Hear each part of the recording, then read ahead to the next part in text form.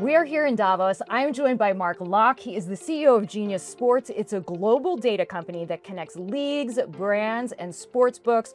Mark, it is great to see you. Thank you. How's Davos going for you so far? Yeah, it's amazing. I mean, it's a huge honor to be invited today. And I think the one thing that's really true is that the sport is the one thing that connects everybody globally. And we're seeing that today. We're seeing a lot of the forum focused on the future of sports, the future of sports rights. And we're also seeing great participation from the WEF, who are leaning very heavily into this as a sector. So Genius Sports connects leagues, brands, and sports books. That's my description of Genius Sports. How do you describe it as CEO? That's a good description. I mean, but we're the operating system of modern sport. So we're a data company, we're a software company, we write software, we collect data, and that data is the thing that brings together that world that you've just described of leagues, sports, and advertising. So with all of these disparate and interlocking parts, what is the number one element that's changing the most in sports data right now? Yeah, I think in sports data, it's the actual data itself. These days, with new technologies emerging, I mean, we've spent a lot of money and many years developing AI, machine learning, and computer vision to really teach computers how to understand sport. And the output of that is massive amounts of data. We've got use cases where we're using it with UK football, with semi-automated offside tracking, where we're automatically catching offsides, and we've rolled that out to Brazil and places like that. But as well as that, we're also rolling technology into sportsbooks to help them better manage their book, and advertisers to better attract customers. So overall, the volume of data, the accuracy data, and the relevance of data is the thing that's really evolving in the sports industry at the moment. When people think of Genius Sports, they think of football to football. So you have exclusive data rights with the Premier League in the UK, with the NFL in the US. So can Genius Sports grow in the way that it wants to without exclusive data rights? So it's really interesting. I mean, the headline sports properties that we have are, as you say, English Premier League to the NFL, but it's much wider than that. We work with over 400 sports properties worldwide, and we provide technology to thousands and thousands of stadiums on an annual basis.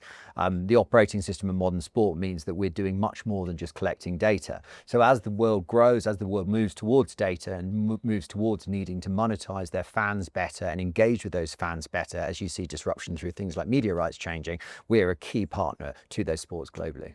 As far as your imagination, though, because you are a data and tech leader, I would say before you're a sports leader. Is that true? I think that's fair. So how did you mix the two in your brain to create Genius Sports? It's really fulfilling a need.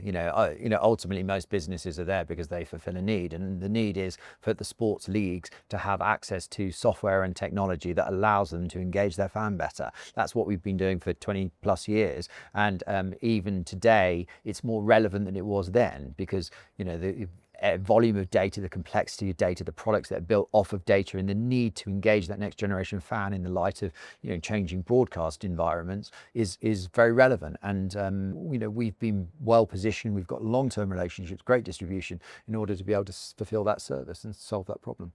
So Mark, when you see and hear all these developments about technology and AI and have these conversations about sports, I mean, where do all of these roads converge? Ultimately, Genius is about engaging the sports fan, and the number of sports fans in the world is enormous. You've got billions and millions of sports fans, and our technology will touch them somehow, somewhere. Just this last Thanksgiving, we rolled out the Madden cast, which was the overlays of that over a live game. And again, it blurs the line, it creates the gamification, and again, creates this engagement with the sports, which ultimately is what we're looking for. If you think about where Genius Sports grows from here, where is it? So we're seeing an enormous disruption in the world of sports media rights. At Davos today, there's been a number of conversations about how the media space is changing. If you look at the world of, even soccer rights, you've seen a number of mainstream soccer leagues, such as the French League One or Belgian Pro League, look to alternate the way that they're actually engaging with the traditional broadcasters. That provides massive opportunity to us, because if you think about it, what leagues want to do is they want to engage their fans, and they're looking for any medium they can to do that, and using our data allows us to build better products that better engages that fan, which allows them to achieve their goals. So, Mark, prediction markets had a breakout year in 2025. So, I'm just curious, do you see that as expanding the sports betting ecosystem, or do you see that as taking share from you? Yeah, there's a couple of interesting dynamics. I mean, firstly, the TAM, the total addressable market that prediction markets give us access to, is increasing, and that's good for us. We have a media business, we acquire customers, we use the data that we collect to do a good job of that, and that's helping us help those guys acquire new customers, which is good for us. But you've got to remember, prediction markets aren't new to us. I mean, they've been around in Europe for 15, maybe 20 years through the Betfair exchange, which is owned by Flutter. They own FanDuel. So this is not a new space. And I think the way it evolves is fairly predictable for us. We know the requirement for data, we know the requirement for advertising. We're very well placed to serve that market as and when it becomes regulated.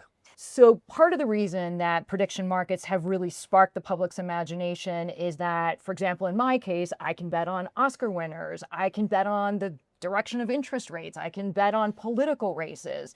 So, does that confine Genius Sports to the niche of sports betting data?